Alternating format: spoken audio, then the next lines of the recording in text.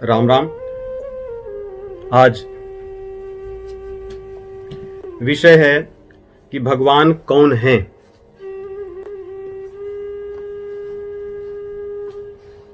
वैसे ये ऐसा विषय है जिसका ज्ञान सभी रखते हैं।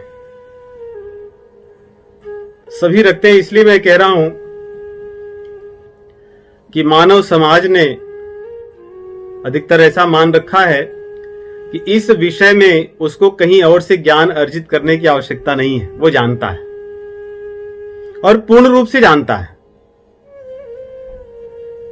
क्योंकि उसको लगता है उसके मन में जो आ गया वही ज्ञान है, जो उसकी भावना हो गई वही शास्त्रों में लिखे हुए तथ्य हैं। इसलिए देखा प्रायः ऐसे जाता है कि यदि सांसारिक विषयों पर किसी को ज्ञान अर्जित करना हो तो लोग बड़ी गंभीरता से पढ़ाई करते हैं और तैयारियां करते हैं, परीक्षाएं देते हैं और परीक्षाओं में जिस प्रकार उन्हें सफलता असफलता अंक जो भी या श्रेणियां प्राप्त होती है उसको वो मानते हैं कि हां मुझे ऐसा, मैं इस स्तर का हूं इस विषय में।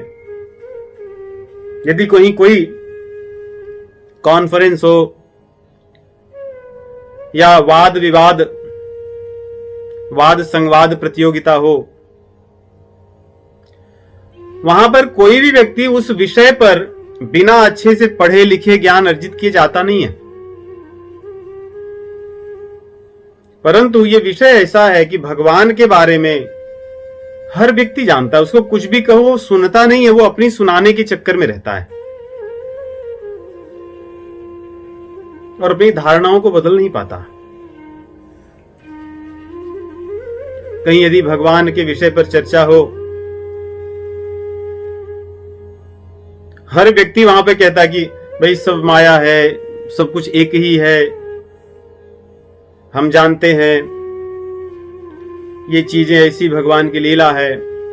परंतु उसका उसके जीवन में कोई प्रभाव दिखता नहीं है, उसके आचरण में, सेवन में ऐसा कुछ दिखता नहीं है। कारण ये क्योंकि इस ज्ञान को उसने अर्जित करने के लिए या इसकी गंभीरता को उसने कभी स्वीकार नहीं किया है, न तो इसके प्रति वो गंभीर है। इसलिए जो साधक हैं, जो गंभीर लोग हैं, उन्हें इस ज्ञान का होना अति आवश्यक है कि भगवान हैं कौन। क्या सब कुछ जो इस संसार में दिखता है वो भगवान ही है? और पढ़ने सुनने में आता भी ऐसे ही है। स्थान स्थान पर भगवान कहते हैं कि कण कण में मैं बसा हूं, और तथ्य भी वही है। उनके अतिरिक्त, उनकी कृपा के अतिरिक्त, उनकी इच्छा के बिना कोई एक पत्ता भी हिल नहीं सकता। तो फिर यह बात भी तो सही लगती है कि कण कण में भगवान है तो सब कुछ भगवान है। तुम भी भगवान, हम भी भगवान,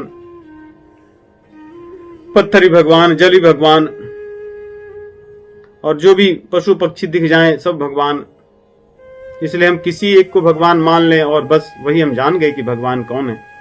क्या शास्त्र ये बात कहते हैं? जी ऐसा नहीं। कुछ भी और कोई भी भगवान नहीं हो सकता। हां, सब कुछ और सभी जन भगवान की शक्ति से ही या भगवान की उस दिव्य चेतना या चेतन तत्व के कारण ही जो कुछ भी करते हुए दिखते हैं वो संभव है। इस सृष्टि में जो कुछ भी संचरित होता है, जो कुछ भी परिवर्तन हो रहा है, जो कुछ भी जन्म रहा है, विनाश की तरफ जा रहा है, वो भगवान की कृपा से ही संभव है, उनकी चेतन शक्ति से ही संभव है, उनकी जो माया शक्ति है, प्रकृति है, उसी से संभव है। परंतु सब कुछ भगवान तो नहीं हो सकता और है भी नहीं। इसलिए साधकों को भगवान कौन है ये जानना अति आवश्यक है, और जो साधक नहीं है उन्हें भी भगवान कौन है ये जानना अति आवश्यक है, जिससे भगवान से उन्हें प्रेम हो सके। जब हम किसी के बारे में जानते ही नहीं तो उससे प्रेम क्या होगा, लगाव क्या होगा, आकर्षण क्या हो सकता है हमारे लिए? तो वो कुछ भी नहीं है।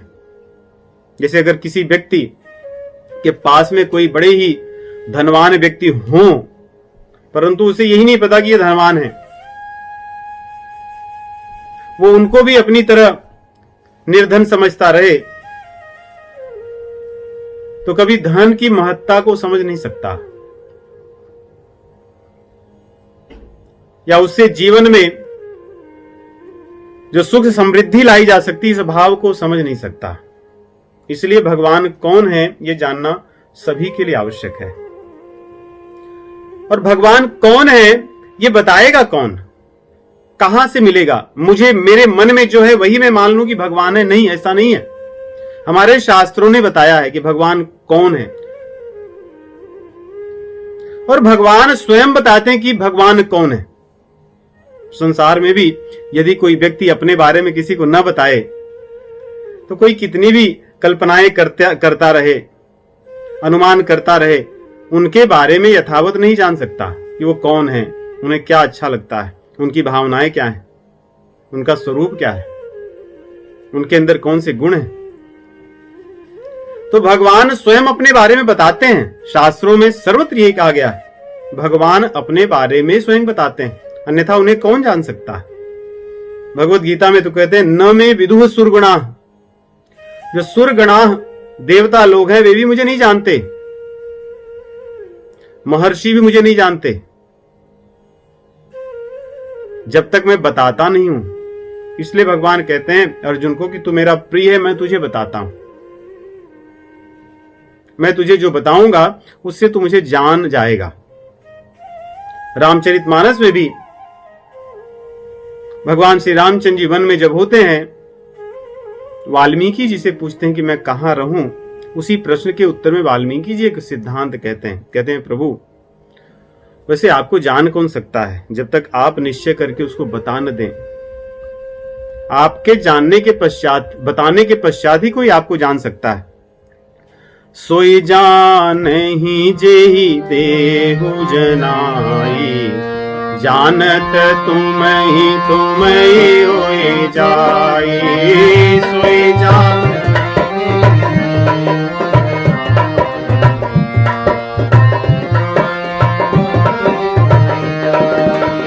सोई जानहि जेहि देहु जनाई, जानत तुम ही होए जाई।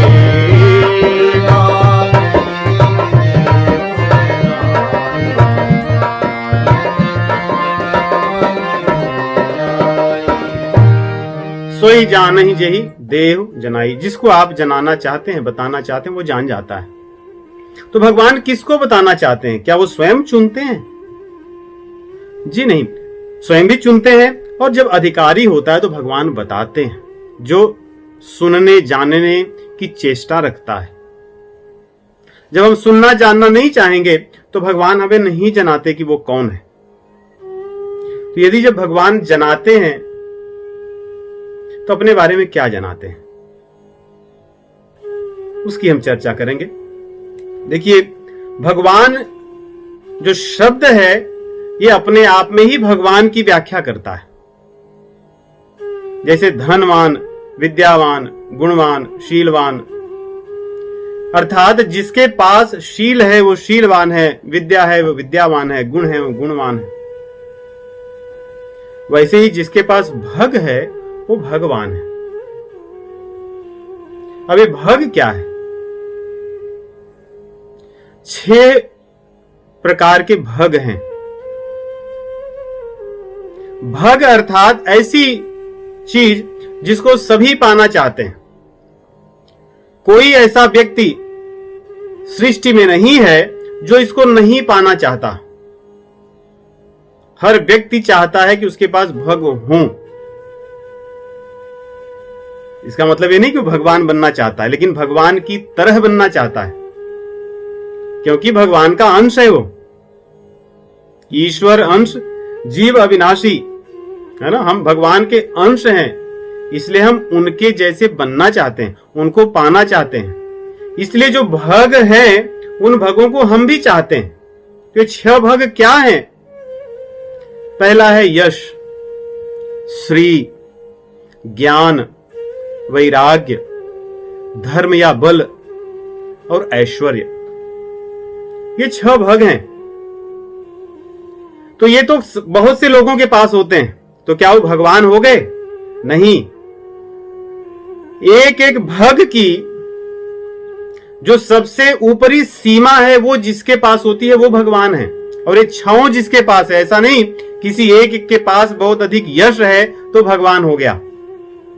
ये 6 के 6 भग जिसके पास पूर्ण रूप से हो, उससे अधिक और नहीं हो सकता है, वही भगवान है। तो भगवान अर्थात न तो जिसके समान कोई है और न तो जिससे अधिक कोई है।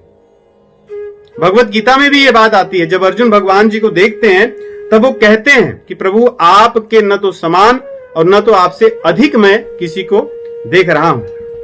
11वें अध्याय में कहते हैं 43वां श्लोक, पितासि लोकस्य चराचरस्य त्वमस्य पूज्यस्य गुरुर्गरीयान् न त्वत्समोऽस्याप्यधिकः कुतोऽन्यो लोकत्रयेऽप्य प्रतिमा प्रभाव।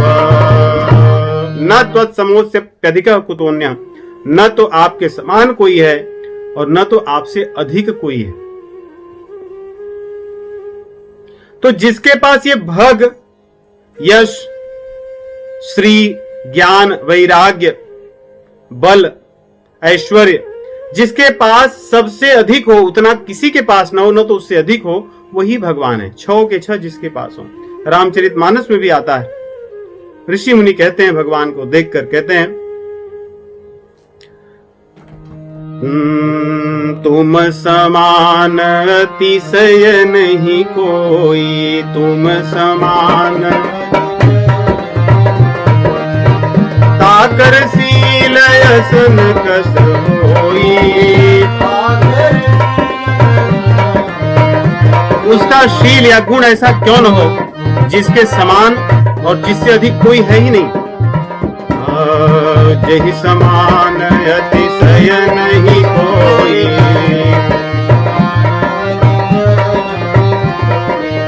ताकर शील यसन कस होई। ताकर शील कस न अस होई। जिसके न तो समान कोई है न तो अधिक कोई है, उसके समान और कौन ऐसा हो सकता है। उसका गुण ऐसा तो स्वाभाविक ही है कि आपके जैसा हो प्रभु श्री रामचंद्र जी। तो यश, देखिए ऐसी चीजें कौन नहीं पाना चाहता यश संसार में। जिसके पास कुछ भी नहीं है ऐसा जो यश पाने लायक है, वो भी सबसे यश प्राप्त करना चाहता है, अपना नाम कमाना चाहता है। जिस किसी में उसको यश लगता है। कई लोगों को लगता है कि हम बहुत पढ़े लिखे और बड़ी पद पर जाएं, उससे मुझे यश मिलेगा, तो उसके लिए प्रयास करते हैं। कई लोगों को लगता है कि मैं दुनिया में घूमता रहूं और सब लोग कहें कि कितने घुमक्कड़ व्यक्ति हैं, इन्होंने पूरी दुनिया को छान डाला, तो उसको करके वो यश प्राप्त करना चाहता है।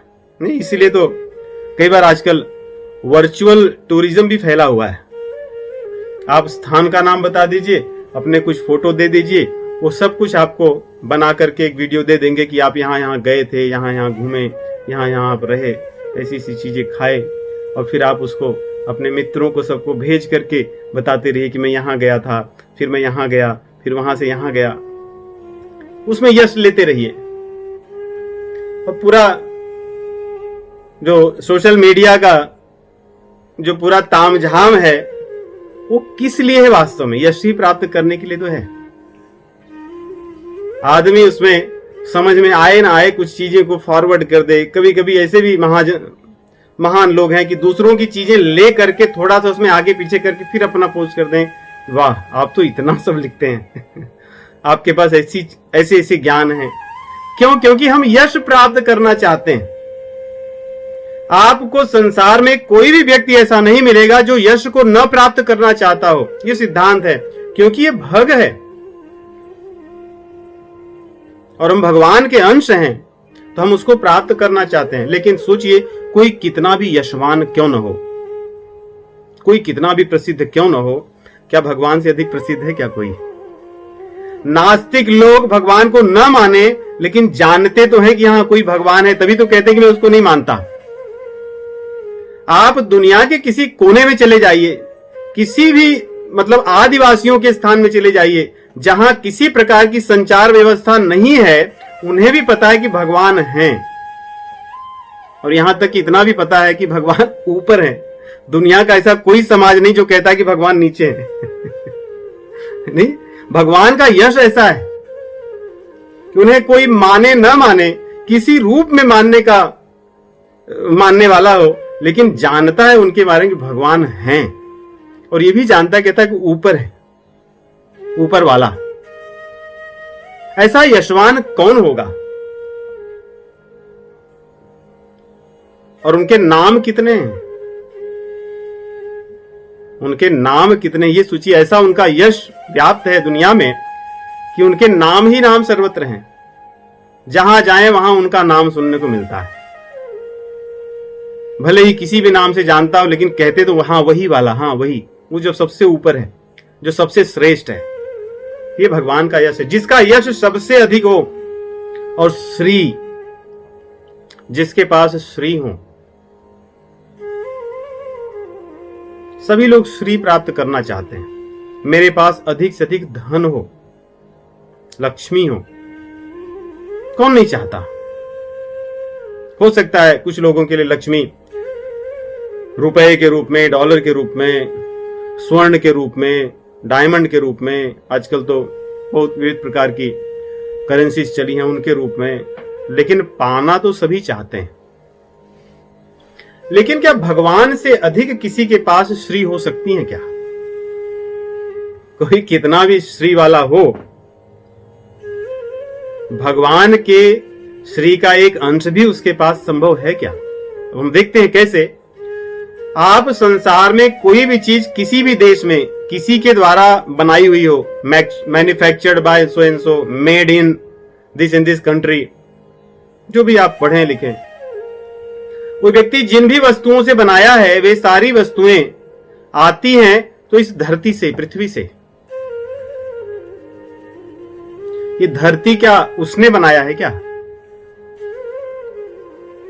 धरती में जो समृद्धि है क्या किसी व्यक्ति ने बनवाया है, जिसने कहा कि manufactured by so and so, made in? ये उनका कुछ नहीं है। यदि हम भगवान की चीजों को लेकर और नास्तिक समाज में जीते रहें कि I don't believe in God, ये तो कहते हैं ना कि कृतज्ञता की पराकाष्ठा है कि हम किसी का चीज चुरा भी लें और उससे जबरदस्ती बलपूर्वक कहें कि भाई ये मेरी चीज है। कहते ना एक चोरी और एक सीना जोरी। ये तो वो वाली बात हुई कि हमने ले तो लिया भगवान से, लेकिन हमारी कृतज्ञता भी नहीं है कि हाँ मैंने इस धरती से, पृथ्वी से लिया जो मेरी नहीं है। आदमी उसको अपना लेबल लगा के करके कि हाँ ये मेरी चीज है। आप संसार की कोई भी श्री आपको दिखती हो, हर श्री भगवान की है। आदमी बीच में अपना सब लगा हुआ है कि हाँ मेरा है, वो कहता है मेरा है। यहां तक कि लोग इंटेलेक्चुअल प्रॉपर्टी, आजकल सबसे ज्यादा यही प्रॉपर्टी बनी हुई है, ये किसकी है ना? यदि कोई व्यक्ति कितना भी इंटेलिजेंट हो, उसके भीतर एक छोटा सा स्क्रू अगर ढीला हो जाए तो सारी जो उसकी आईपी, ये सब चीजें धरी की धरी रह जाएंगी। इंटेलेक्चुअल प्रॉपर्टी कुछ नहीं कर सकती तब। तो है सारी चीजें भगवान की। और भगवत गीता में यदि हम देखें तो हर चीजों को भगवान ने कहा है। अगर आप यश की देखें तो यश के बारे में भी भगवान अपने यश की स्वयं चर्चा करते हैं। कहते हैं मेरा यश ऐसा है कि कोई उसको पूर्ण रूप से जान ही नहीं सकता, थोड़ा बहुत भले जाने, कोई कितना भी बड़ा व्यक्ति क्यों न हो, मेरा यश इतना विशाल है अर्जुन, उसको कोई नहीं जान सकता। और जहां मैं रहता हूं वहां श्री तो घूमते रहती है ऐसे ही, मैं भले उनकी इच्छा करूं न करूं। देखिए भगवत गीता में भगवान कहते हैं 7वें अध्याय में, 10वें अध्याय में, 7वें में कहते हैं मनुष्याणाम सहस्रेषु कश्चिद् यतति सिद्धये यततामपि सिद्धानाम कश्चिन्मां वेति तत्वतः। बड़े बड़े तपस्वी यति लोग मुझे थोड़ा बहुत कभी जान सके तो ठीक है, नहीं तो वो भी नहीं जान पाते। और इतना ही नहीं, कहते हैं देवता लोग भी मुझे नहीं जान पाते। न मे विदुः सुरगणा प्रभवम न महर्षयः अहम आदिर्हि देवानां महर्षीणां च सर्वशः। मैं देवताओं और महर्षियों से भी आगे का हूं, मेरा यश उनके पहले का है। उसी प्रकार श्री के लिए भगवत गीता के अंतिम श्लोक में ही कहते हैं, यत्र योगेश्वर कृष्णो यत्र पार्थो धनुर्धरः तत्र श्रीर्विजयो भूतिर्ध्रुवा नीतिर्मतिर्मम। जहां भी भगवान है वहां श्री तो रहती ही रहती है, बिना कुछ किए, बिना प्रयास के। अब आती है बात ज्ञान की। ये ऐसी चीज है, ये भी हर व्यक्ति चाहता है। कोई यदि पागल हो जाए वो भी दूसरों को अपने से मंदबुद्धि समझता है, अर्थात स्वयं को ज्ञानी समझता है। और इस दुनिया में इतनी सारी पुस्तकें हैं, आप एक एक पुस्तकालय जाइए, लाखों लाखों पुस्तकें उन पुस्तकालय में है। क्यों? क्योंकि आदमी ज्ञान पाना चाहता है। और आज से नहीं, अनादिकाल से ऐसी व्यवस्था है। अनेकों पुस्तकें हैं, व्यक्ति पढ़ता है, जानता है, फिर भी उसकी इच्छा पूर्ण नहीं होती कि अब मैं सब कुछ जान गया। कोई आपको ऐसा नहीं मिलेगा कि मैं सब कुछ जान गया।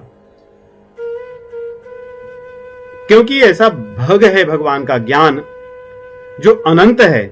भगवान से संबंधित कोई भी चीजें अनंत हैं। हर व्यक्ति प्रयास करके भी उसका कुछ अंश भले जान जाए, लेकिन पूर्ण रूप में उनको नहीं जान सकता। पूर्ण रूप से तो ये ज्ञान भगवान के पास ही होता है। कैसे? देखिए, हो सकता है हम जिस देश में रहते हो उस देश के बारे में ही बहुत सारी चीजें न जानते हो। यदि उस देश के बारे में जानते हो तो इस पृथ्वी पे जितने भी देश हैं उनके बारे में पूर्ण रूप से न जानते हो। और मान लीजिए इस पृथ्वी में ही सभी देशों के बारे में पूर्ण रूप से जानते हो, तो क्या सभी पशुओं के बारे में पूर्ण रूप से जानते हैं? क्या मान लो भी जानते हो, तो क्या जल में रहने वाले जितने जीव जंतु हैं उनके बारे में जानते हैं? मान लो ये सब हम जानते हैं, तो क्या पता है कि कौन सा जीव जंतु कब जन्मेगा, कब मरेगा, या किसी को कष्ट क्यों मिल रहा है, किसी को क्यों नहीं मिल रहा है? ऐसे संशय प्रश्न हमारे भीतर कितने आते हैं, लेकिन क्या उनका समाधान हम कर पाते हैं? नहीं कर पाते। ये तो एक पृथ्वी की बात है। ऐसे कितने इस मर्त्य लोक में ही ग्रह हैं जहां पर कि इतने सारे जीव जंतु हैं, परंतु उनका ज्ञान जीव को नहीं है, हमें नहीं है। लेकिन यदि हमें पता चल जाए तो जानना तो चाहेंगे। आदमी रहता है यहाँ पे इसकी हजारों करोड़ों समस्याएं हैं, उसने निदान नहीं कर पाया, लेकिन वो चंद्रमा पर जाकर वहां की समस्याओं को हल करना चाहता है। नहीं, कुछ दिनों से मार्स पर, मंगल पर भी जाने की प्रक्रिया चालू हुई है कि हम वहां भी पहुंच करके वहां की सब चीजें जान लेंगे और पूरी दुनिया को बदल देंगे। ये ज्ञान ऐसी चीज है कि सभी इसको पाना चाहते हैं, लेकिन भगवान के अतिरिक्त और किसी के पास पूर्ण ज्ञान हो ही नहीं सकता, असंभव है। भगवत गीता में इसके बारे में भी कहते हैं। जब अर्जुन को भगवान कहते हैं कि अर्जुन, मैंने ये ज्ञान आज से करोड़ों वर्ष पहले सूर्य को दिया था, इक्ष्वाकु को दिया था, इन लोगों को दिया था, मनु को दिया था, तो अर्जुन बोलते हैं प्रभु ये सब क्या है? आप तो मेरे साथ यहाँ साक्षात हैं, मेरे आसपास ही, मेरे आप समअवस्था के हैं, तो आप उनको अनादिकाल पहले कैसे दिए थे? तो भगवान उनको कहते हैं कि अर्जुन तुम नहीं जानते, लेकिन मैं जानता हूं। बहूनि में व्यतीतानि जन्मानि तव चार्जुन तान्यहं वेद सर्वाणि न तुम वेत्थ परंतप। तुम नहीं जानते अर्जुन, मैं सब जानता हूं। इतना ही नहीं, 15वें अध्याय में भगवान स्वयं कहते हैं कि अर्जुन, ज्ञान मैं ही हूं स्वयं, वो कोई और नहीं है, और मुझसे ही आता है ज्ञान, और मुझसे ही अज्ञानता या अज्ञानता को नष्ट करने की जो शक्ति है वो भी मुझसे आती है, कहीं और से नहीं। सर्वस्य चाहं हृदि सन्निविष्टो मत्तः स्मृतिर्ज्ञानमपोहनं च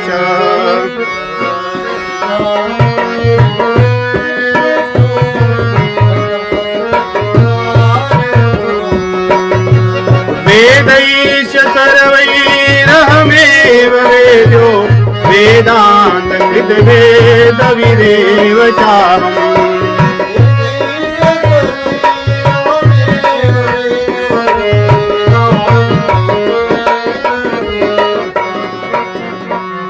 तो इस प्रकार ज्ञान भग है एक, और ये भगवान के पास पूर्ण रूप में होता है। भगवान के अतिरिक्त और किसी के पास संभव नहीं है।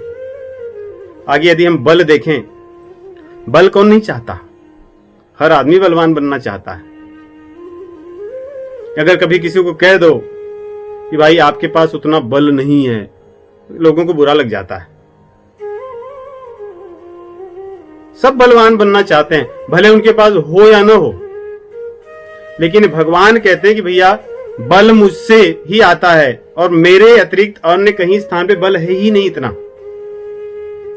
और संसार में देखते भी हम ना, भगवान की प्रकृति की एक एक तत्व में देखिए कितना बल है। इस पृथ्वी में ऐसा बल है कि अगर थोड़ी सी हिल जाए, थोड़ी सी, सोचिए अपने बल से बड़ी बड़ी इमारतों को क्षण भर में गिरा देती है। आप कितने भी बड़े टेक्नोलॉजी वाले या डेवलप्ड कंट्री क्यों न हो, आपको घुटने के बल ला देती है पृथ्वी। इसके अंदर इतनी शक्ति है, केवल थोड़ी सी करवट या हिल जाए बस। ये बल का एक अंश देखिए क्या है। आप जल में देखिए कितना बल है। जल में अथाह, पृथ्वी से अधिक बल जल में है। पृथ्वी पर जल यदि अपनी मर्यादा छोड़ दे तो पृथ्वी कुछ नहीं कर सकती है, पूरी पृथ्वी नष्ट हो जाएगी। ये जल के बल की आप सीमा देखिए, इसलिए वो बल जल अपने सीमा में रहता है। और जल से अधिक बलवान यदि देखें तो वायु है या अग्नि है। अग्नि जल को भी जलाकर नष्ट कर देती है। और अग्नि से भी अधिक बलवान वायु है। वो चाहे तो अग्नि को बुझा दे और चाहे तो अग्नि को जला दे, बड़ा कर दे। नहीं, वायु से ही सब कुछ होता है। वायु चाहे तो अग्नि को इतने अच्छे से जला दे कि सब नष्ट हो जाए, और चाहे तो क्षण भर में बुझा सकता है।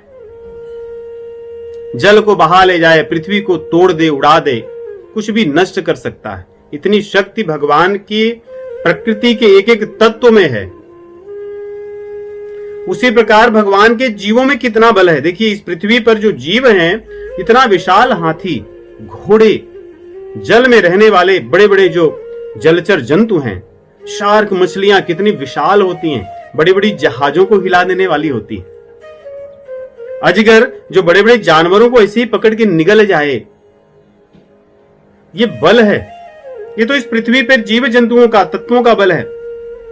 उसी प्रकार इस पृथ्वी को सोचिए कि कौन सा ऐसा बल है जो इस पृथ्वी को आकाश में केवल घुमा रहा है। सब चीजें इस मंडल में, जो सौर मंडल, इसमें बस घूम रहे हैं। उनको धारण कौन किया है, कौन उनको नचा रहा है, ये भी तो बल है। भगवान भगवत गीता में कहते हैं, बलम बलवताम चाहम कामराग विवर्जितम धर्मा विरुद्धो भूतेषु कामोस्मि भरतर्षभ। बलम बलवताम चाहम, मैं बल हूं। संसार में जो भी बल दिखता है वो बल कहीं और का नहीं, वो मेरा है, कहीं और से नहीं आता। इसलिए भगवान श्री रामचंद्र जी की सेवा में जब हनुमान जी जाते हैं लंका में, वहां पे रावण पूछता है कि भाई किसके बल से तूने वृक्ष को तोड़ दिए, किसके बल से तूने मेरे पुत्र को मार दिए। तो भगवान के सेवक हनुमान जी कहते हैं, अरे मूर्ख, जिसके बल से तू ये सब चीज करता आया है, क्योंकि तेरी दृष्टि भगवान की तरफ नहीं है, इसलिए तुझे लगता है कि तेरा बल है, ये प्रभु का मेरे बल है। जिस बल से ब्रह्मा विष्णु महेश अपने कार्य को संचालित करते हैं, संसार का सृजन करते हैं, पालन करते हैं, उसका संहार करते हैं, जिस बल से इस ब्रह्मांड के विविध जो ग्रह मंडल हैं उनको धारण किए हुए हैं शेषनाग, और जिनके बल से तेरे जैसे मूर्ख अधर्म के कार्यों में लगे हैं, उसी बल से मैंने किया है कि बल कहीं और से नहीं आता, मेरे प्रभु का है।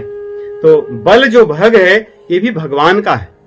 जिसके पास असीम बल हो, जिससे अधिक किसी के पास ना हो, वो भगवान है। उसके बाद ऐश्वर्य, हर व्यक्ति ऐश्वर्यवान बनना चाहता है, उसके पास कुछ हो या ना हो। ऐश्वर्य का अर्थ है हमारे पास जो धन संपत्ति है उसको हम प्रकट करें, जिससे दूसरे लोग उसको देख सकें या उसके माध्यम से हम सुख भोग सकें। कई बार किसी के पास बहुत धन हो परंतु उसका उपयोग ही न करें, तो धन तो है उसके पास परंतु ऐश्वर्य में परिवर्तित नहीं कर पाया। जैसे बड़े बड़े बंगले बनवाएं, बड़े बड़े महल बनवाएं, बड़े बड़े मंदिर बनवाएं, बड़े बड़े सेवाओं के संकल्प करें और परियोजनाओं को चलाएं, ये ऐश्वर्य है। भगवान कहते हैं कि मेरे जैसा ऐश्वर्यवान कोई नहीं हो सकता, क्योंकि मेरे पास जब सब कुछ है तो मैं उसका उपयोग करके जो चाहूं सो कर सकता हूं। इसलिए भगवान ने तो भगवत गीता में ऐश्वर्य से संबंधित पूरे अध्याय को ही कहा, 10वां अध्याय। 9वें अध्याय में भी ऐश्वर्य की बात करते हैं, 11वें अध्याय में अपना विराट रूप स्वरूप दिखा करके अपने ऐश्वर्य को दिखाते हैं, जो 10वें में कहते हैं। तथा स्थान स्थान पर 7वें अध्याय में भी अपने ऐश्वर्य की बात करते हैं। कहते हैं कि सत्व रज तम सब कुछ मुझसे आता है, यहां तक कि कहते हैं कि मत्तः परतरम नान्यत, मेरे अतिरिक्त कुछ है ही नहीं है, सब कुछ मुझसे आता है, ऐसा मेरे पास ऐश्वर्य है।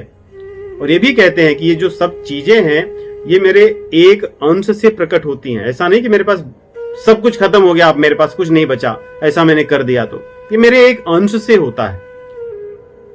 मेरे एक अंश से देवताओं की जो विभूतियां जो दिखती हैं वो मेरे एक अंश हैं केवल, जो कुछ भी दिखता है जीव को। तो ऐसा ऐश्वर्य भगवान को भगवत गीता में प्रभु कहते हैं, यद्यद् विभूति मत्सत्वम् श्रीमदुर्जितमेव वा तत्तदेवावगच्छतुम् मम तेजोंस संभवम्। मेरे तेज के एक अंश से जो भी संसार में श्रेष्ठ चीजें दिखती हैं, भगवान कह रहे हैं श्रीमदुर्जितमेव वा, जो भी सबसे बलशाली हो, जो भी रूपवान हो, जो भी श्रीवान हो, जो भी ऊर्जा बल से ओतप्रोत दिखती हो, कहते हैं वो मेरे एक अंश से प्रकट होती है, ऐसा अर्जुन तुम समझो। तो इस प्रकार भगवान अपने ऐश्वर्य की बात करते हैं। देखिए ये सब चीजें तो हमें समझ में आती हैं, लेकिन इन सबसे श्रेष्ठ एक भग है जो बड़ा विलक्षण है, वो है वैराग्य। यश हो, श्री हो, ज्ञान हो, ऐश्वर्य हो, बल हो, परंतु वैराग्य, सब कुछ होने के बाद भी भगवान को इन चीजों से कुछ लेना देना नहीं है इनसे, क्योंकि वैराग्य ना हो तो व्यक्ति को अहंकार हो जाता है और सही उसका विचार, उसकी मति भी भ्रष्ट हो जाती है और सभी के प्रति वो प्रेम नहीं कर सकता। इसलिए भगवान का जो सबसे श्रेष्ठ भग है वह है वैराग्य का। सब कुछ होने के बाद उनको इन किसी से लगाव नहीं है, न तो उनको लगता है कि मेरी है या मुझे इनसे कुछ चाहिए, कुछ भी नहीं चाहिए। सोचिए पृथ्वी की सारी चीजें लोग ले करके अपना लेबल ठप्पा लगा करके बेचते हैं, धन कमाते हैं, क्या क्या करते हैं और भगवान को कहते हैं कि मैं तुम्हें नहीं मानता। क्या भगवान आकर कभी कुछ कहते हैं कि भैया तू मेरी लिया है? कभी जाके किसी कोर्ट में उनको क्या स्यू करते हैं कि भाई तुमने मेरी चीज लेके ऐसा किया? कुछ नहीं करते। ये उनका वैराग्य है। संसार में कोई व्यक्ति का ऐसा कोई करे तो सिर पर हाथ रख के बैठ जाएगा कि भाई मेरी चीज लेके, और ये मेरा कम से कम नाम तो कहीं लिख दिया होता कि इनका है। ऐसा भी नहीं किया। तो ऐसा वैराग्य तो भगवान के भीतर ही है और भगवान भगवत गीता में ये बात कहते हैं कि मेरे भीतर वैराग्य है। न मे पार्थास्ति कर्तव्यम् त्रिषु लोकेषु किञ्चन नानवातमवातव्यम् वर्त एव च कर्मणि।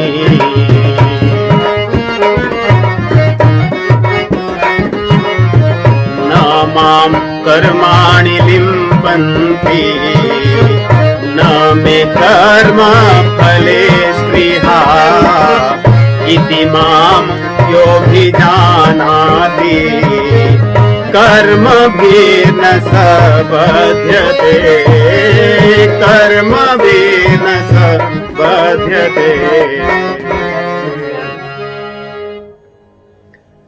ये जो भग है वैराग्य का बड़ा कठिन है।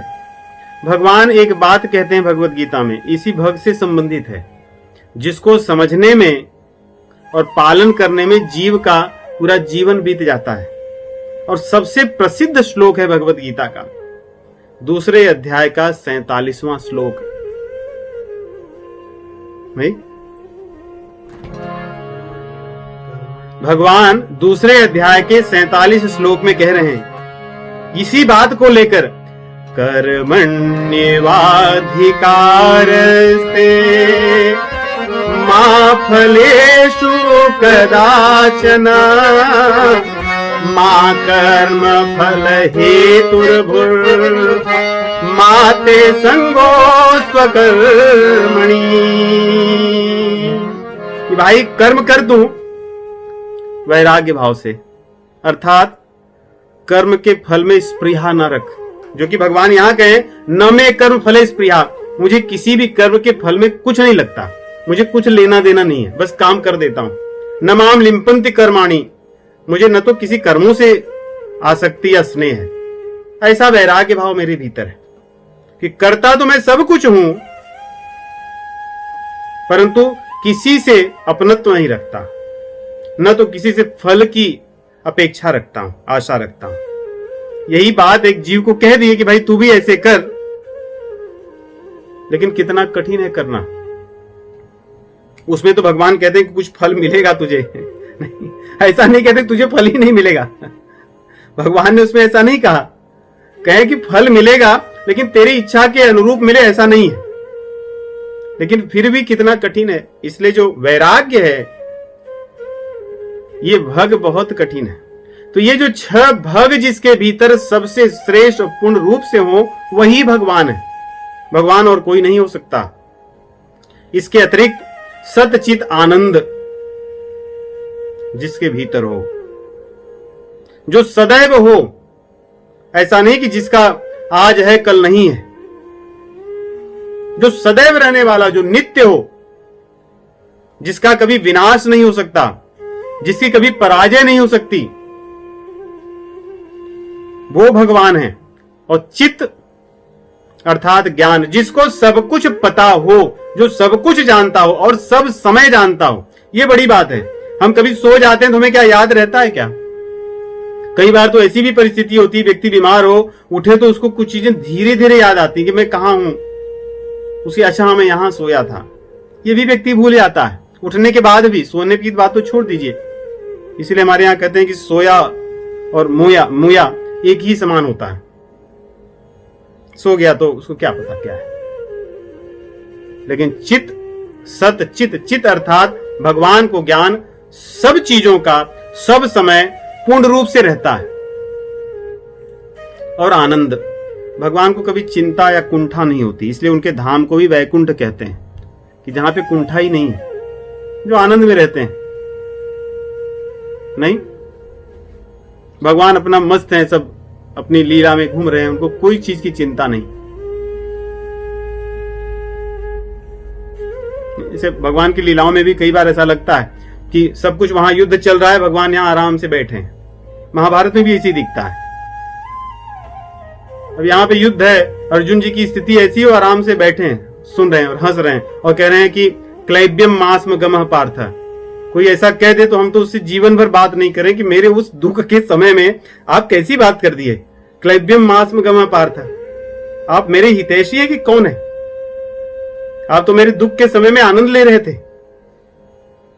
भगवान तो आनंद ही लेते हैं सदैव सब चीजों में। उसी प्रकार जो युद्ध भी चल रहा था रामायण में भी हम देखते हैं सब जगह, ऐसा कुछ नहीं भगवान बड़े दुखी हो गए, रो रहे हैं, अब क्या होगा, कैसे होगा, अपने आनंद में मस्त हैं। सोचिए कि ऐसा नहीं कि चिंता कि रावण तीनों लोकों का राजा, मैं क्या करूंगा, कैसे करूंगा, वो चलने, उसके चलने से पृथ्वी डगमगाती है, चलो छोड़ के चले जाते हैं, ऐसा कुछ नहीं उनका। वो अपने आनंद मस्ती में रहते हैं, ये उनका स्वभाव है। जो इस भाव में रहे, जो कभी भी कुंठित न दिखे, वो भगवान है। जिसके भीतर कुंठा न हो, जिसका धाम ही वैकुंठ है, उस व्यक्ति में क्या कुंठा होगी।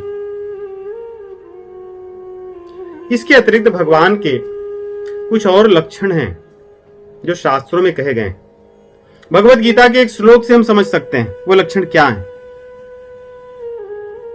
5वें अध्याय में अंतिम श्लोक, भोक्तारं यज्ञ तपसां सर्वलोक महेश्वरम्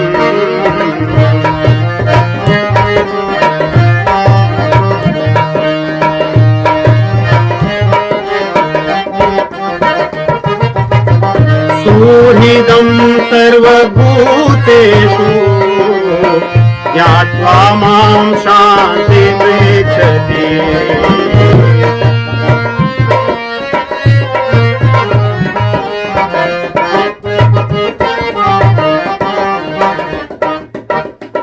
भोक्तारम यज्ञ तपसाम सर्वलोक महेश्वरम। सोचिए यही बात आ जाती है कि भगवान न बताएं तो कौन बताएगा। इसलिए मैंने पहले 6 भाग बताए कि भगवान के भीतर वैराग्य भाव है, उनको कुछ लेना देना नहीं कि हम उनकी प्रशंसा करेंगे, पूजा करेंगे तो बोलेंगे चलो अच्छा है आज तो कर रहा है, इतना दिन मेरा नहीं करता था। ऐसी कोई बात नहीं भगवान को। हम करें न करें, लेकिन हमारे लिए बता रहे हैं कि भैया भोक्ता रम, मैं भोक्ता हूं। तुझे लगता है कि तू भोक्ता है, तू भोक्ता क्या है? तू तो बहुत सी संसार की चीजें खाके पचा ही नहीं सकता, तो तू क्या भोगता है? जो चीजें तुझे आज अच्छी लग रही थी कल तो उसको उपयोग ही नहीं कर सकता, तू क्या भोगता होगा? भोगता तो मैं हूं। दुनिया में जो कुछ जिसको अर्पित किया जाता है वो मैं उसको ग्रहण करता हूं। सोचिए ऐसा भोक्ता कोई है। भोक्ता का अर्थ अंग्रेजी में कह सकते हैं जो आनंद लेता है, एंजॉय करता है। भोक्ता का अगर संस्कृत के शब्दों के भावनात्मक अनुवाद हो तो भोक्ता मतलब किसी भी वस्तु से आनंद लेने वाला। हम क्या आनंद ले सकते हैं? ये आंखों से जिन चीजों के आनंद लेते हैं, कुछ समय बाद आंखें ऐसी हो जाती हैं कि कुछ नहीं देख पाते। कानों की दशा होती है कि सुन ही नहीं सकते। जीवा ऐसी है कि क्या कहें। दूसरी जीवा ऐसी है, इसकी बड़ी एक दूसरी बीमारी है कि पता नहीं, ये तो कहते हैं ना कि बिना लगाम का घोड़ा। तो इससे तो भगवान ही बचाएं। तो कौन सी चीजों से आप क्या आनंद ले सकते हो? थोड़ा बहुत ले लिए। आदमी जो बड़े खाने वाले थे 10-20 साल में कहते रहे वो समय क्या था, इतना खा लेते थे, अब तो कुछ खा ही नहीं पाते। यह दुर्दशा है व्यक्ति की, और अपने आप को भोक्ता मानता है कि okay I am enjoying this world actually. भैया आप क्या एंजॉय करोगे? आप कर ही नहीं सकते। आप इतने सीमाओं में बंधे हैं कि आप क्या एंजॉय आनंद लोगे, क्या भोक्ता बन सकते हो? भगवान कहते हैं कि मैं भोक्ता हूं। देवताओं को जो आप चढ़ाते हो, अर्पित करते हो, उसका भोक्ता मैं हूं। मुझे अर्पित किए वो नहीं ग्रहण करते। इस सृष्टि में जो आनंद की वस्तुएं हैं वो मेरी है, मेरे लिए मैं आनंद लेता हूं। क्योंकि बिना वैराग्य के आनंद नहीं आता, ये भी बात ध्यान में रखिए। बिना वैराग्य के आनंद नहीं होता। जिस व्यक्ति में वैराग्य नहीं होगा वो आनंद नहीं ले सकता। ये सिद्धांत है। तो भगवान कहते हैं भोक्तारम यज्ञ तपसाम, और आगे कहते हैं सर्वलोक महेश्वरम। देखिए आनंद वही ले सकता है जो महेश्वर हो। महेश्वर का अर्थ होता है जिसके हाथ में चीजें नियंत्रित हों, जो चीजों को नियंत्रित कंट्रोल कर सके। हम क्या कंट्रोल करते हैं? अपनी एक चीज तो कंट्रोल कर ही नहीं सकते। कान में दर्द होने लगे, आंख में दर्द होने लगे तो सब बुद्धि बैठ जाती है। उसको भी हम नहीं कंट्रोल कर सकते। ऐसी बहुत सी चीजें हैं, आप अपने शरीर से ही संबंधित क्या कंट्रोल कर सकते हो? तो किस प्रकार के आप महेश्वर हैं? आदमी ईश्वर बनना चाहता है, इसीलिए भगवान ने भगवत गीता में कहा है कि जिस जीव के भीतर ऐश्वर्य भाव है, ईश्वर का भाव है, ईश्वरो हम अहम भोगी, वो राक्षस है, वो मनुष्य नहीं है। क्योंकि वास्तव में वो ईश्वरत्व उसके भीतर हो नहीं सकता, वो किसी चीज का नियंता हो ही नहीं सकता, लेकिन वो बनना चाहता है। ये राक्षसी स्वभाव है। और सुहृदम सर्वभूतेषु, भगवान कहते हैं मैं सबका हितैषी हूं। हम भी हितैषी बनना चाहिए। इसमें से सभी चीजें आप देखोगे, कोई व्यक्ति ये नहीं कह सकता कि मैं हितैषी नहीं बनना चाहता, हो या ना हो, लेकिन कहेगा, मानेगा, और लोग उसको हितैषी जाने ऐसी वो इच्छा रखेगा, भले वो करे ना। तो जितने भी भगवान के लक्षण है, गुण है, हर जीव करना चाहता है।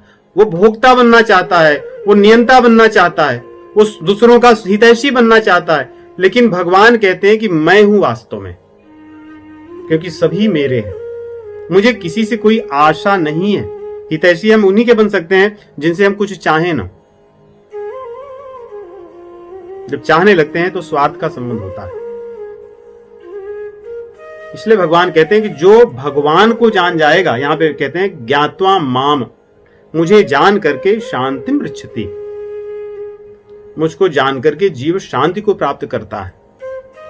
तो भगवान को जो जाने, भगवान के इन लक्षणों को जो जाने, उसको शांति मिलती है। दूसरा, इन शक्तियों के साथ साथ भगवान के लक्षण है कि भगवान काल के नियंता हैं। कोई भी व्यक्ति ये नहीं चाहता कि वो काल के अधीन रहे या किसी के अधीन हो, लेकिन हो तो जाता है और रहता ही है। भगवान काल के भी काल है। कालो कालेताम अहम, कालों का भी मैं काल हूं। मुझे हर समय सब कुछ ज्ञान रहता है। करतलगत आमलक समाना, जैसे हम छोटा सा आमलक अपने हाथ में लें तो उसको पूरी तरह से जानते हैं कि हाँ वो कैसा है, क्या है। भगवान उसी प्रकार सब चीजों को सब समय जानते हैं और पूर्ण रूप से जानते हैं। ये उनकी काल के भी वो काल है। जिसके भीतर ये गुण हो, जिन गुणों की हमने चर्चा की, वो भगवान है। और प्रश्न उठता है कि इनकी ये सब गुण किसके भीतर है? कहने को तो हम कहते हैं कि नारद भगवान, सदगुरुदेव भगवान, नहीं, उनको भी हम भगवान कहते हैं। ऋषियों को भी कहते हैं कि भगवान, संबोधन वैसे ही कहते हैं। ब्रह्मा जी को भगवान कहते हैं, शिव जी को भगवान कहते हैं, विष्णु जी को भगवान कहते हैं, राम कृष्ण को भगवान कहते हैं, नरसिंह देव को भगवान कहते हैं। उसी प्रकार जो कुर्म अवतार हैं, भगवान के वामन अवतार हैं, सभी को हम भगवान तो कहते हैं सबको। तो सभी भगवान हैं या इसमें से कोई एक है, ऐसा भी प्रश्न उठता है मन में। इसका एक सरल उत्तर श्रीमद् भागवत पुराण में आता है। बहुत सुंदर श्लोक है। प्रथम स्कंद के द्वितीय अध्याय में ही है, श्लोक संख्या 23।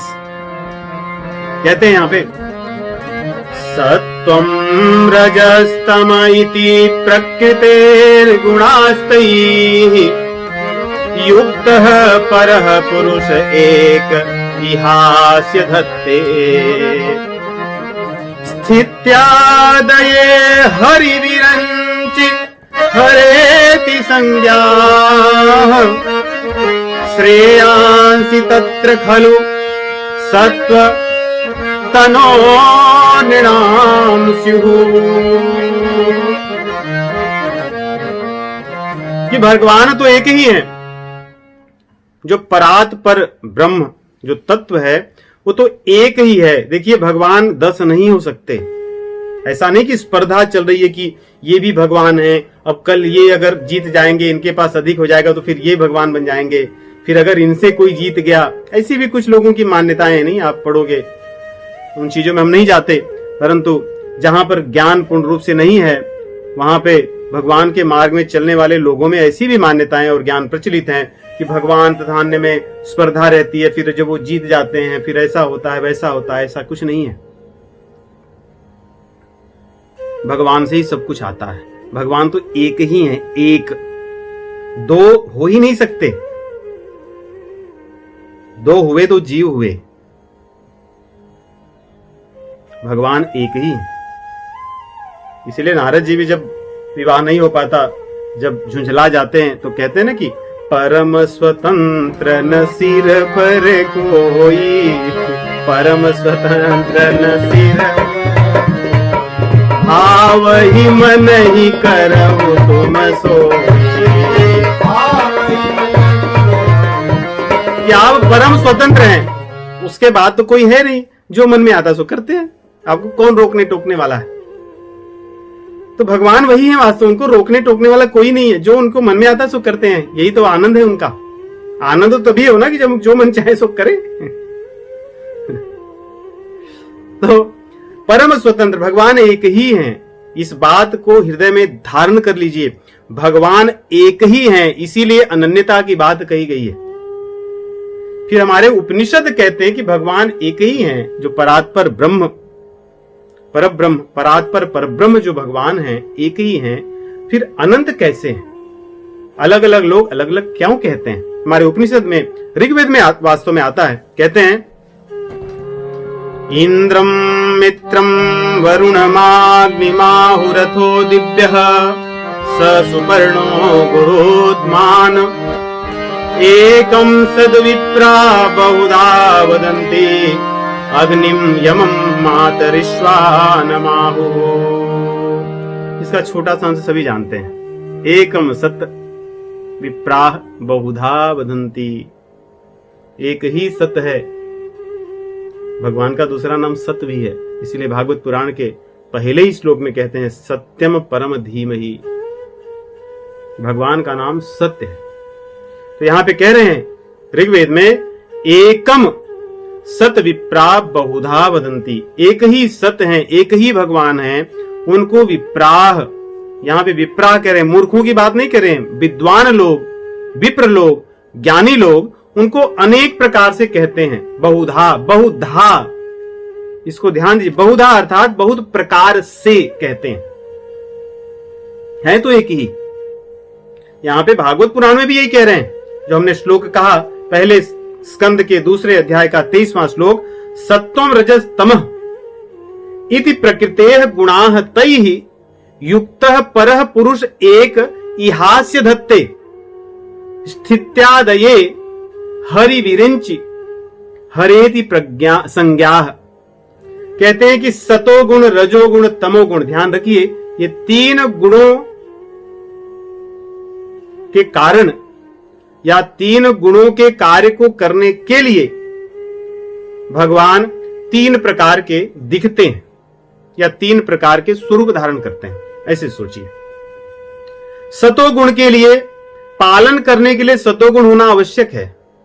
जो हमें पालन करना है तो सतोगुण होना चाहिए, और संहार या नाश करने के लिए तमोगुण की आवश्यकता है। क्रोध तमोगुण का है, आते ही नाश कर देता है सबका। और क्रिया को करने के लिए, सृजन को करने के लिए, निर्माण करने के लिए, सृष्टि की रचना करने के लिए रजोगुण की आवश्यकता है। रजोगुण के बिना क्रिया नहीं हो सकती। तो कह रहे हैं भगवान विरिंच, हरि विरिंचि हर, हरि अर्थात विष्णु, विरिंच अर्थात ब्रह्मा, और हर अर्थात शिव। इति संज्ञा, संज्ञा कह रहे हैं, कहते हैं ऐसे नाम आपके कहे गए। परंतु इसके बाद एक बात कहते हैं, श्रेयांसि तत्र खलु सत्व तनोह निणाम स्युः। परंतु श्रेयांसि तत्र खलु, परंतु कल्याण के लिए तो सत्वगुण वाले जो हरि हैं उन्हीं का भजन आवश्यक है। श्रेयांसि तत्र खलु सत्व तनोर निणाम स्युः। कहते हैं कि यदि आपको कल्याण अपना करना है तो सत्व गुण के जो स्वरूप हैं, ऐसा नहीं कि विष्णु में सत्व गुण है और बाकी गुण चाहे तो नहीं धारण कर सकते हैं, या जो भगवान शिव जी हैं वो तामसी नहीं है, भगवान तामसी नहीं है, वो उस गुण का प्रतिनिधित्व करते हैं, उस गुण का प्रतिनिधित्व करते हैं। ऐसा नहीं कि भगवान शिव जी में तमोगुण है या ऐसी कोई बात नहीं कह रहे। इसलिए संज्ञा, इस प्रकार उनको संज्ञा दी जाती है, कही जाते हैं, क्योंकि वो उस प्रकार के कार्य करते हैं। परंतु कल्याण के लिए जीव को सतोगुण के आश्रय लेकर के हरि का भजन करना चाहिए। दूसरा उदाहरण देते हैं कि कैसे भगवान एक हैं तो फिर अलग अलग क्यों दिखते हैं। उदाहरण ऐसा देते हैं, कहते हैं जैसे अग्नि जलती है, उसमें आप जैसी लकड़ी डालोगे वो अग्नि उस लकड़ी का स्वरूप धारण कर लेती है जलते जलते। आप बहुत मोटी बड़ी लकड़ी डालोगे तो अग्नि का स्वरूप बड़ा मोटा दूर तक दिखेगा, और छोटी पतली लकड़ियां डालोगे तो छोटी पतली ही अग्नि दिखेगी, और यदि लकड़ी न डालो तो फिर अग्नि वहां पे अदृश्य हो जाएगी। तो भगवान भी ऐसे ही है। कहते हैं कि भगवान आवश्यकता अनुसार अपने आप का विस्तार भी करते हैं, अलग अलग स्वरूपों में दिखते हैं, जहां जैसी आवश्यकता होती है वैसा। कहते हैं यथा ह्यवहितो वह्निः दारुष्वेकः स्वयोनिषु नानेव भाति विश्वात्मा भूतेषु च तथा पुमान्। जो विश्वात्मा, जो भगवान है, नानेव भाति, विविध प्रकार के भांति में हमें दिखते हैं, लेकिन हैं वे एक ही, वो अलग अलग नहीं है। तो इस प्रकार प्रभु तो हमारे एक ही हैं, तो क्या फिर हम, यदि ऐसा कहा गया है कि प्रभु एक ही हैं और नाना भांति वो प्रकट होते हैं, तो मैं मान लूं कि अच्छा ये जो दिख रहा है ये प्रभु है। कोई व्यक्ति आके कहे कि अच्छा मैं भगवान हूं, और 10 लोग उसकी पूजा करने लगे, और अगले 6 महीने बाद 100 लोग, फिर 6 साल बाद 1 करोड़ लोग, फिर 60 साल बाद ऐसे लोग हमेशा बढ़ने लगे, सब लोग उसकी पूजा करने लगे क्योंकि उसने आके कह दिया, तो हम क्या उनको भगवान मान सकते हैं? यह भी प्रश्न उठता है। इसका भी उत्तर शास्त्रों ने दिया है। देखिए, शास्त्रों ने जिन स्वरूपों का वर्णन किया है भगवान के, उन स्वरूपों को ही भगवान मानना चाहिए, उन स्वरूपों को ही भगवान मानना चाहिए। तो फिर हम सदगुरुदेव भगवान कहते हैं, नारद भगवान क्यों कहते हैं? इसलिए कि ये भगवान के भक्त हैं। भगवत कृपा से भगवान अपने भक्त का कुछ अंश उनको कुछ समय के लिए दे सकते हैं।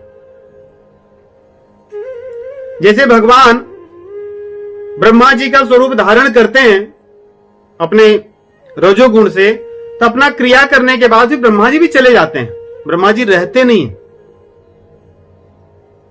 इसलिए उनको भगवान कहते हैं कि भगवान ब्रह्मा। भगवान इस सृष्टि का विनाश करने के लिए तमोगुण की प्रधानता को लेकर के शिव जी के रूप में रहते हैं, इसलिए हम उनको भगवान शिव कहते हैं।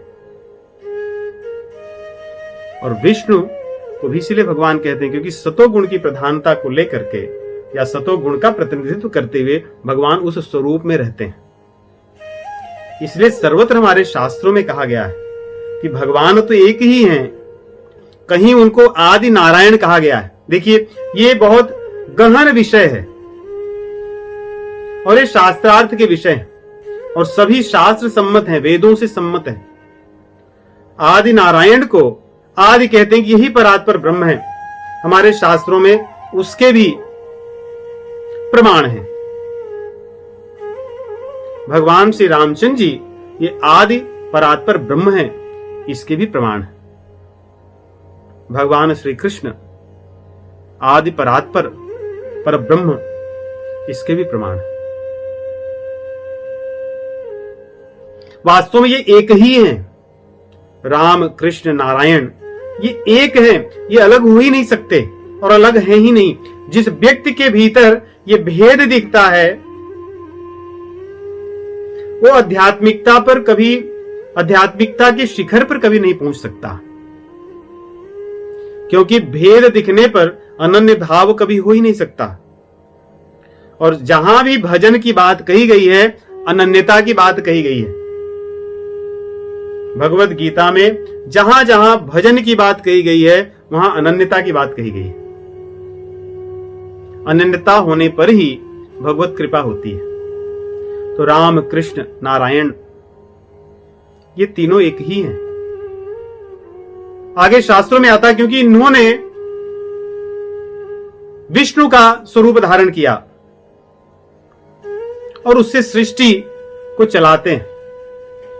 ये जहां जहां आवश्यकता होती है सृष्टि को चलाने के लिए, अपनी लीला का विस्तार करने के लिए उस स्वरूप का विस्तार करते हैं। तो शास्त्रों में जो भगवान के अवतार कहे गए हैं उन अवतारों को ही भगवान मानना चाहिए। अन्यथा अन्य सभी को, जैसे कोई व्यक्ति कहे कि ये भगवान है, ये भगवान है, ये भगवान है, तो हम उनको प्रणाम कर सकते हैं। लेकिन हमारे इष्ट तो हमारे शास्त्रों में कहे गए जो प्रमाण है उसी के अनुसार हो, मन गढ़ंत न हो। इस चीज को समझाने के लिए भगवान भगवत गीता में संकेत करते हैं अर्जुन को कि जो देवताओं का यजन करते हैं वो देवताओं के लोक में जाते हैं। देवान देवव्रता यान्ति, पितृन यान्ति पितृव्रता, भूतान यान्ति भूतेज्या, यान्ति मद्याजिनोपि माम।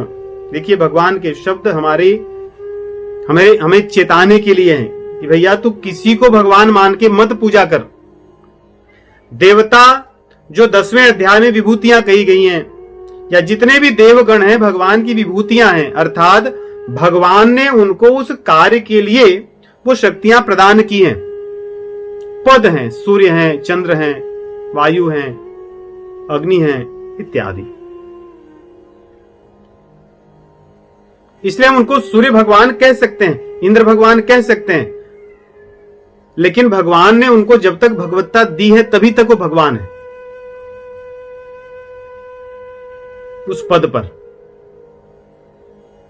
तो भगवान कहते हैं देवताओं को उनसे कुछ पाने के लिए पूजा करने वाले लोग उनको भगवान यदि मान रहे हैं तो उन्हीं के लोग जाएंगे। कुछ लोग पितरों से कुछ मांगने के लिए उन्हीं की पूजा पाठ करते हैं, भगवान कहते हैं वे लोग पितृलोक में जाएंगे। और कुछ लोग मनमाने ढंग से किसी को भी भगवान मान के जो जपते बजते हैं, कहते हैं भूतान यान्ति भूतेज्या, भूतलोक में जाएंगे। ऐसा हमारे शास्त्रों में कई बार उदाहरण आता है। यदि किसी मूर्ति विग्रह की यदि विधि अनुसार पूजा पाठ न हो तो कहते हैं कि वहां पर राक्षसों का वास हो जाता है, भगवान नहीं रहते वहां पर।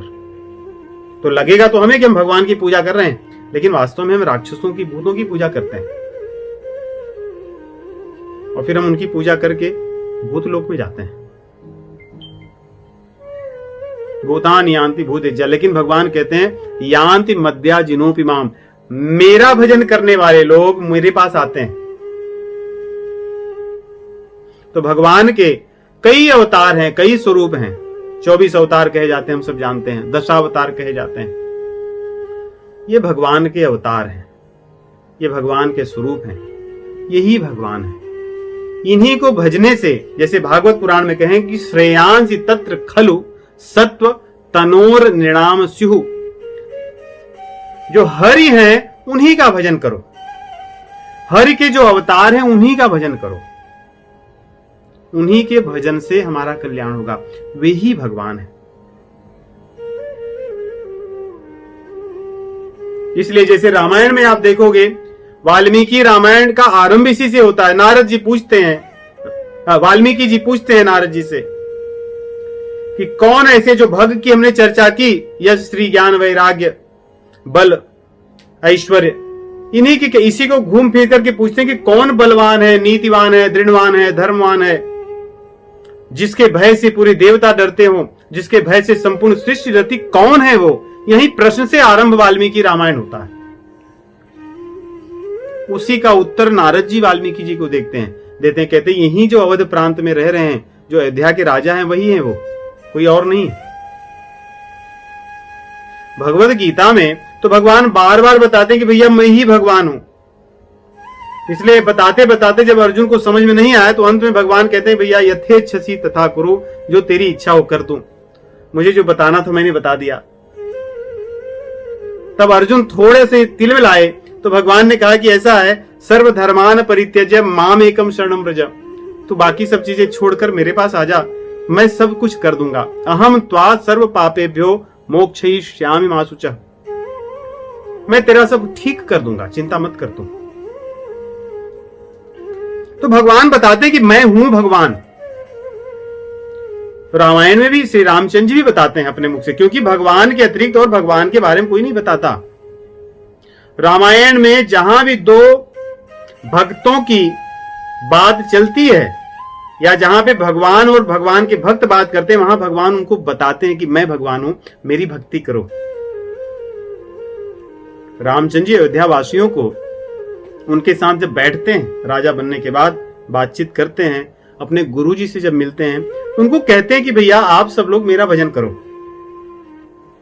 मेरा भजन करने से आपका कल्याण हो जाएगा।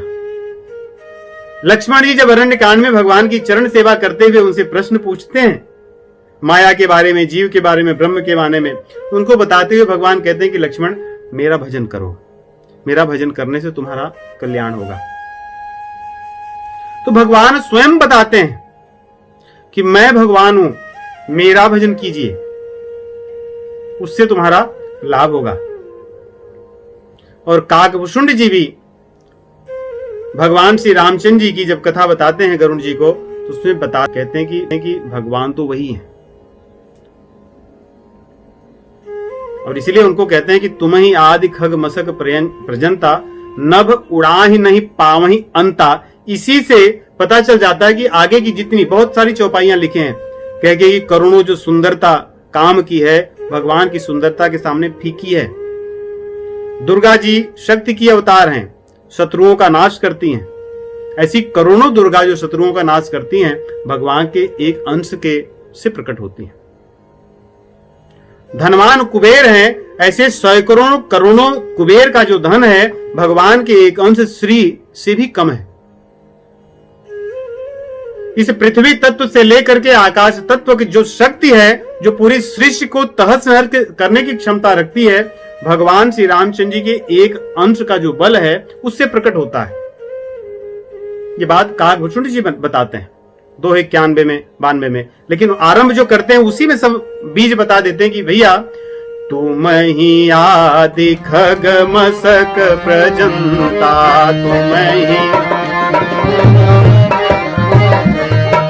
तुम ही आदि खग मसक प्रजंता,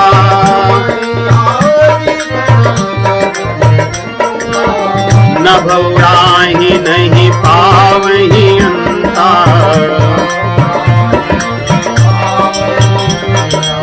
नभ उड़ाहि नहीं पावहि अंता।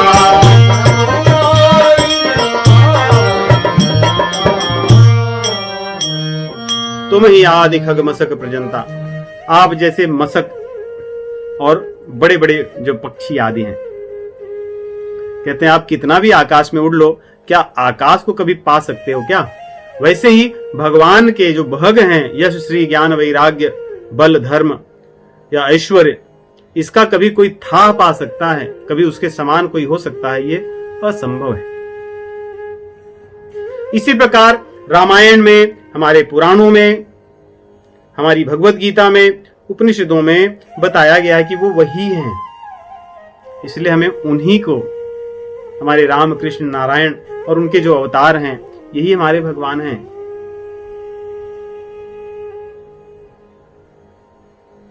इन्हीं का भजन करें, हरिहर कथा सुने, भगवान शिव जी के चरित्र का गान करें, उसका श्रवण करें, उनकी कृपा को प्राप्त करें, भगवान के चरणों में प्रेम करें। ये हमारे शास्त्रों का संदेश है। तो इस प्रकार अन्य स्थानों पर अपने मन को भटकाकर और बार बार जन्म मरण के चक्कर में फंस करके अपने इस मानव जीवन को हम व्यर्थ न करें। शास्त्र में बताए हुए मार्ग पर चलें, क्यों अन्य जगहों पर जाएं? हमारे शास्त्रों में क्या भगवान के स्वरूपों की कमी है?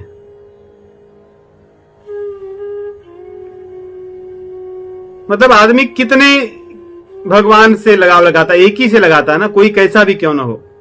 तो हमारे शास्त्रों में तो इतने स्वरूप भगवान के दिए, क्यों ना हम उन्हीं में से एक स्वरूप जो हमारे हृदय में बसते हों, जो हमारे हृदय को अच्छे लगते हों, उन्हीं को अपना मान करके इस जीवन में भक्ति करें। और इनमें जो सबसे सरल है मन लगाना, हमारे राम कृष्ण हैं। क्यों? क्योंकि भगवान के इन अवतार, इन स्वरूपों में लीलाएं बहुत हुई हैं। इन्हीं लीलाओं को सुन करके, स्मरण करके, चिंतन करके हम अपने मन को उसमें रमा सकते हैं। उनसे हम अपने आप अपना संबंध बना सकते हैं, भाई का, बहन का। देखिए कई लोग भाई बहन का भी संबंध बनाते हैं, सखा का बनाते हैं, माता पिता का बनाते हैं, प्रेमी प्रेमिका का बनाते हैं। तो इस प्रकार हम संबंध भगवान से बना सकते हैं, जो भी संबंध हमें हमारे भावना हो, लेकिन सभी संबंधों में दासत्व भाव हो। संबंध कोई भी क्यों न हो, दासता का भाव सभी में रहे। ऐसा नहीं कि हम ऐसे बन जाएं कि हम प्रभु से सेवा कराने लगें। कई बार देखा देखी में ऐसी भावना आ जाती है, ऐसी भावना से बचें। भगवान की सेवा का भाव हो और इन स्वरूपों को ही अपना माने, इनकी ही उपासना करें। और इसी कारण देखिए कई बार ऐसे भी दिखता है कि जीव अज्ञानता के कारण अपने पूरा जीवन मन लगा करके कहीं और ही सब कुछ करता रहता है और अपने शास्त्रों का अध्ययन नहीं करता, शास्त्रों के बताए हुए मार्ग पर नहीं चलता, इसलिए भगवत प्रेम से वंचित रह जाता है। तो इन्हीं शब्दों के साथ मैं विराम लूंगा। राम राम।